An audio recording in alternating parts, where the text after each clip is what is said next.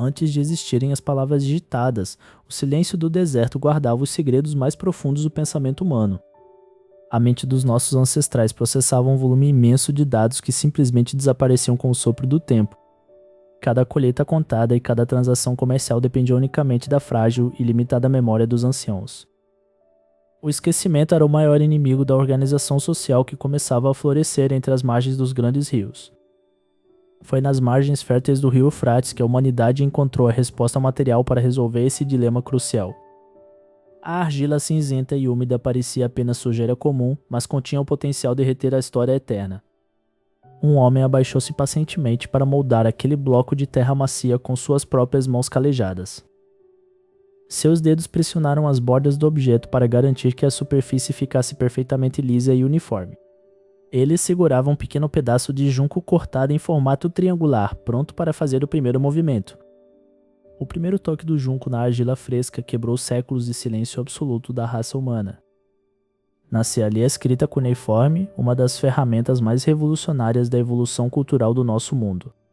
Inicialmente, aqueles símbolos bizarros não representavam sons abstratos, mas sim mercadorias físicas reais.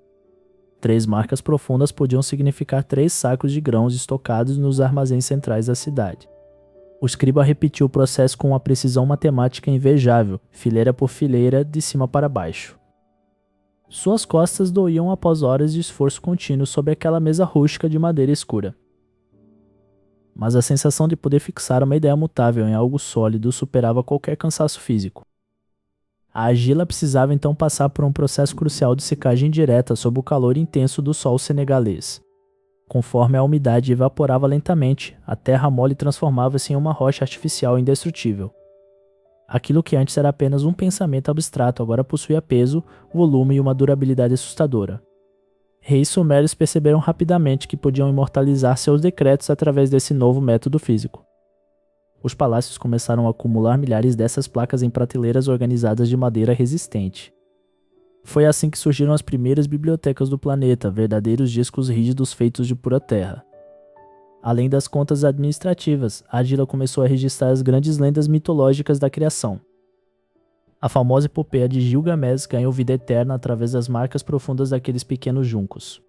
Se uma tábua caísse no chão acidentalmente, ela poderia se quebrar em dezenas de pedaços espalhados. No entanto, ao contrário do papel moderno, os cacos de argila podiam sobreviver enterrados por milênios inteiros. Civilizações inteiras desmoronaram e desapareceram completamente da face da terra sem deixar vestígios vivos.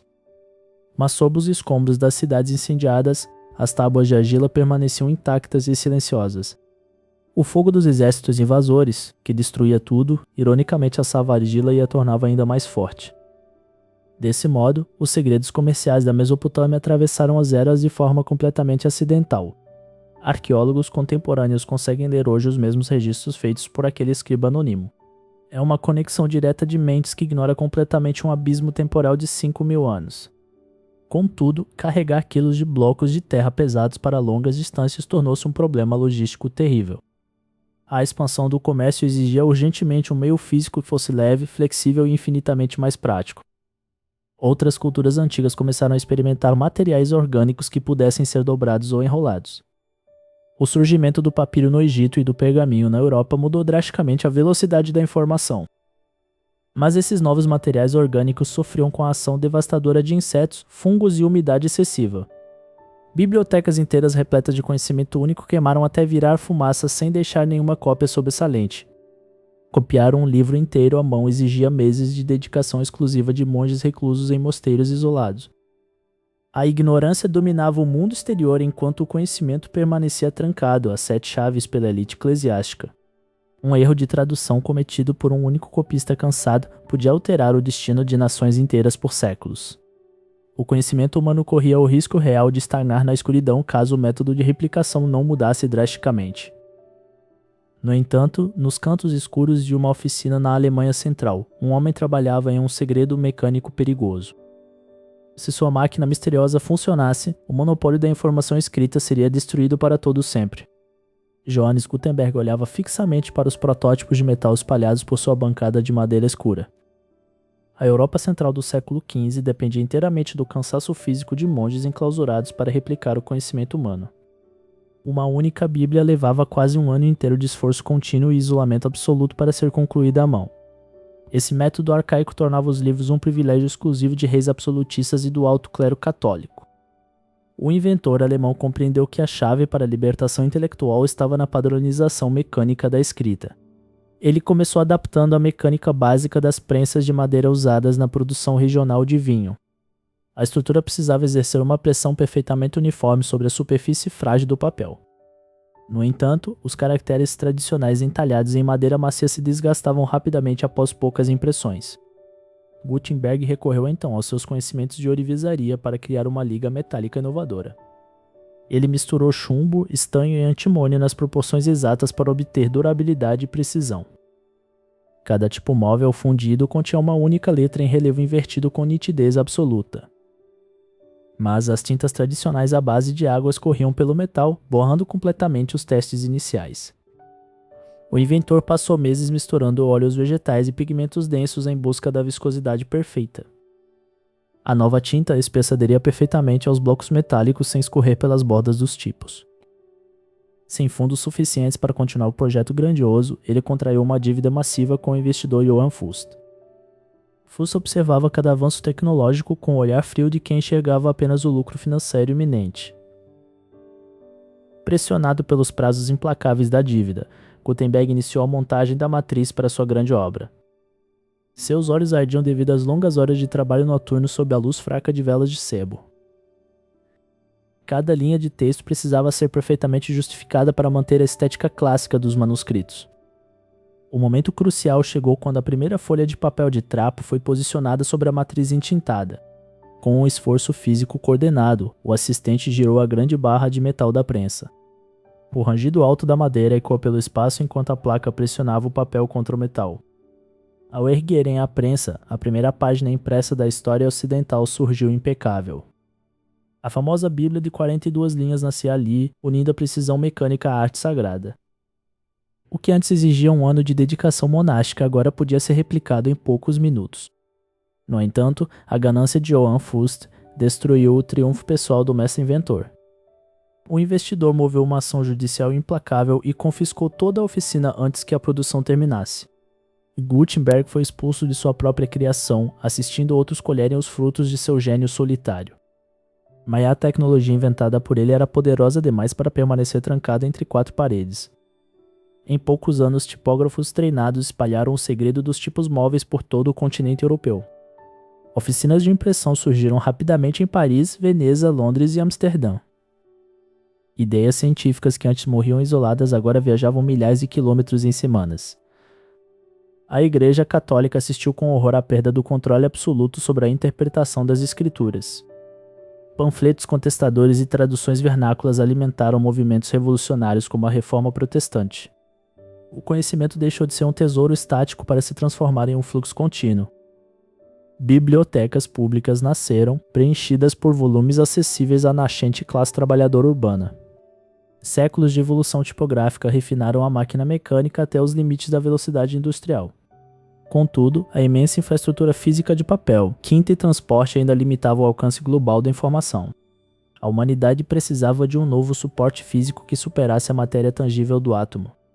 Em laboratórios secretos do século XX, os primeiros impulsos elétricos começavam a substituir a tinta escura. Uma mutação invisível estava prestes a converter a palavra impressa em sequências infinitas de zeros e uns. Mas quando o código binário assumisse o controle total da história, a própria mente humana seria desafiada por algo que aprende sozinho. O silício bruto e escuro substituiu as velhas páginas de papel sob as luzes frias do laboratório.